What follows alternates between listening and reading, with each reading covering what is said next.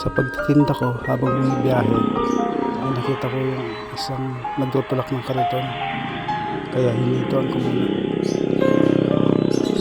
Bibigyan muna natin siya ng merienda kasi ang init.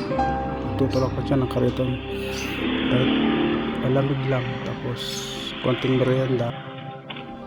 Wala naman kasi tayong pantulong na pinansyal kasi kulang naman yung kinikita natin.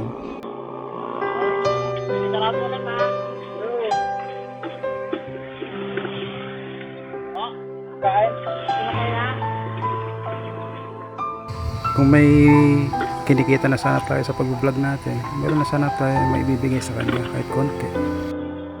Kuha ko pala ito ng ginawa kong CCTV.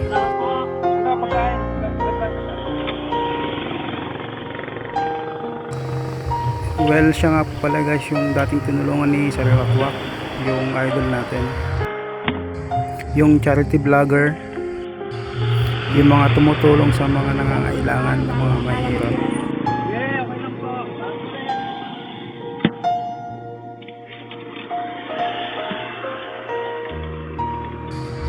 Sana nga kumita na rin tayo sa pag-vlog natin para madami din tayo matulungan ng mga nangangailangan din.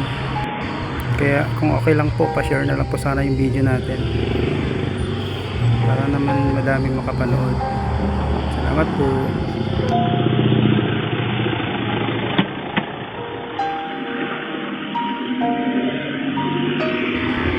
Yung binigay kong palamig guys, saglit niya lang pong ininom, talagang uho na siya. Kawawa naman siya.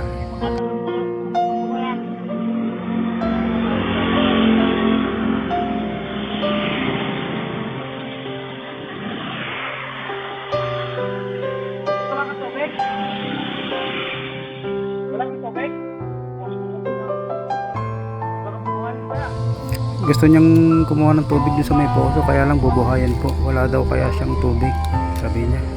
Kaya bibigyan ko na lang siya ng tubig na pangbaon ko, yung ginagamit ko sa palamig.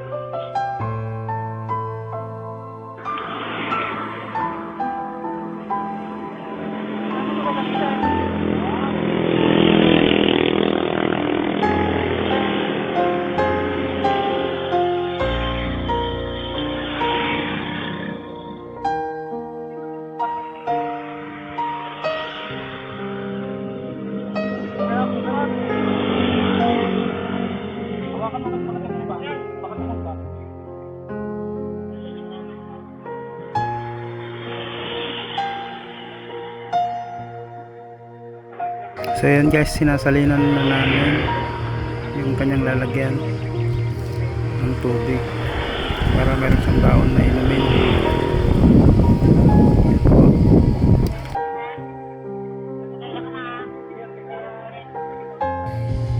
Ang bait po niya, lagi siyang humihingi ng pasensya. Siyempre okay lang naman yun, basta mabait siya sa tingin mo.